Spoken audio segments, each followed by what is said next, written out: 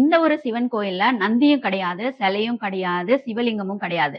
இப்படி ஒரு அதிசயமான கோயில் தமிழ்நாட்டுக்குள்ள தான் இருக்கு. இந்த வீடியோட எண்டுல இந்த கோயில் எங்க இருக்கு, இந்த கோயிலோட பேர் என்ன அப்படிங்கறத நான் சொல்றேன். வாங்க வீடியோக்குள்ள போலாம்.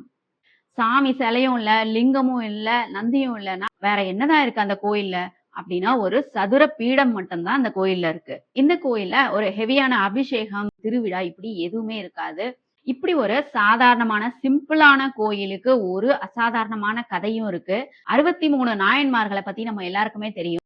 இந்த 63 பேர்ல ஒருத்தர் நாயன்மாரா ஆகிறதுக்கு முன்னாடி பாண்டிய மன்னனோட அவையில அமைச்சரா இருந்தாரு. அவர் பேரு தான் மாணிக்கவாசகர். மாணிக்கவாசகர் அமைச்சரா இருக்கும்போது அவர் அரசர் கூப்பிட்டு அவரோட படைக்கு குதிரைகள் தேவை அப்படின்னு சொல்லிட்டு குதிரை வாங்கறதுக்காக அவர் பொற்காசுகளை கொடுத்து அனுப்புறாரு. குதிரை வாங்கறதுக்காக ஒரு ஊருக்கு மாணிக்கவாசகர் கிளம்பி போறாரு. வழியில ஒரு ஊரை பாக்குறாரு. அந்த ஊர் மரத்தடியில ஒரு ஞானி உட்கார்ந்துருக்காரு. அந்த ஞானிய பார்த்த உடனே அவரோட கொஞ்சம் வார்த்தைகள் பேசின உடனே அவருக்கு ஒரு ஞானோதயம் வருது. அந்த குரந்தை மரம் அப்படின்னு சொல்லக்கூடிய மரத்துக்கு அடியில உட்கார்ந்து இருக்கிற பெரியவர் ஒருவர் இவருக்கு ஞான சித்தி வழங்குறாரு.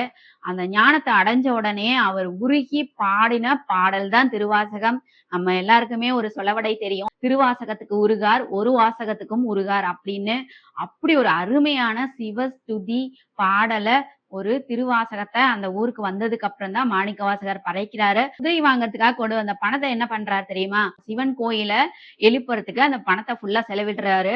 சோ அப்படி எழுந்த ஒரு புகழ்பெற்ற தலம் தான் இந்த சிவன் கோயில். மனசு லேசாகி ஒரு ஞான சித்தியோட தான் திரும்பி போவாங்க. உங்களுக்கு மனசுல ஏதாவது கஷ்டமோ குழப்பமோ இருந்தா இந்த கோயிலை கட்டாயம் விசிட் பண்ணுங்க. இங்க போயிட்டாலே மனசு ரொம்ப அமைதியாகும். ஏதோ வாழ்க்கையில அர்த்தம் இல்லாத மாதிரியே ஃபீல் ஆகுதா அப்படின்னு கண்டிப்பா இந்த கோயிலுக்கு கிளம்பி போங்க. இவ்வளவு சொல்லிட்டேன். இந்த கோயிலோட பேரு சொல்லிடுறேன். இது ஆவுடையார் கோயில். இந்த ஆவுடையார் கோயில் புதுக்கோட்டை மாவட்டம் திருப்பெருந்துறையில இருக்கு.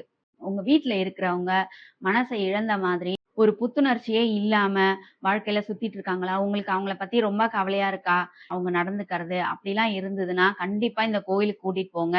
சாந்தி அடைவாங்க. திரும்ப வந்து ஒரு பெரிய மாற்றத்தை கொடுக்கிற கோயில் தான் இந்த கோயில். இதே மாதிரி ஒரு யூஸ்ஃபுல்லான ஆன்மீக பதிவுல உங்களை பாக்குறேன். அது வரைக்கும் பாய்.